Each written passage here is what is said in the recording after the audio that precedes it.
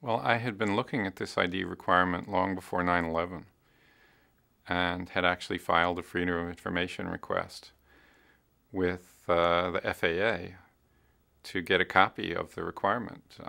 It turns out that they imposed this requirement in the late 90s.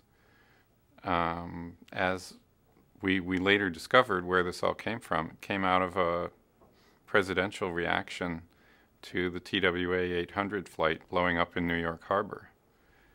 Originally, for the first day or two, they had suspected terrorism in that.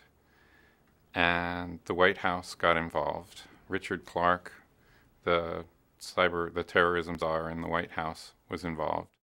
President Clinton sort of poked his head in to Clarke's office the day after this happened and said, I'm going to go up and meet with the families of all those people who died. The airline had congregated them to a motel in New Jersey near the airport to be able to give them fresh news as soon as they found out what was going on. And the president said, I'm going to go up and talk to those people. I need something to announce tomorrow. And one of the things they announced was, now you need ID. You need to show an ID to get on an airplane. In fact, Clarke's book talks about how he flew up there on Air Force One with the president, and then the president went off to the Atlanta Olympics, and he was left to take a commercial flight home. And there were these huge lines in the terminal because, you know, when he got up to the front, it's like, what's the problem? Oh, there's this crazy thing now. Everybody has to show IDs.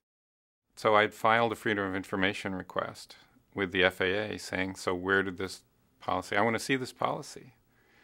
And I got back a one-page letter that said, well, we can't show you that policy because it's sensitive security information, but we can tell you that it doesn't require you to show ID. It just requires the airlines to ask for it.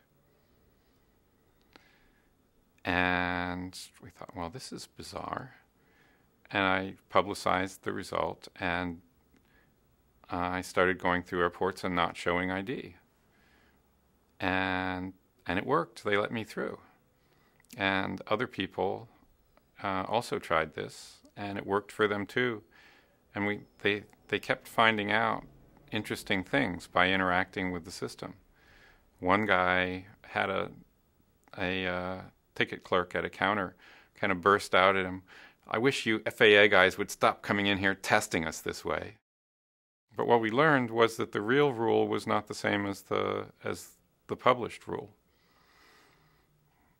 And that persisted much longer than we actually expected, because after 9/11 we figured, okay, well now they'll really lock it down and they really won't let you on a plane without showing ID.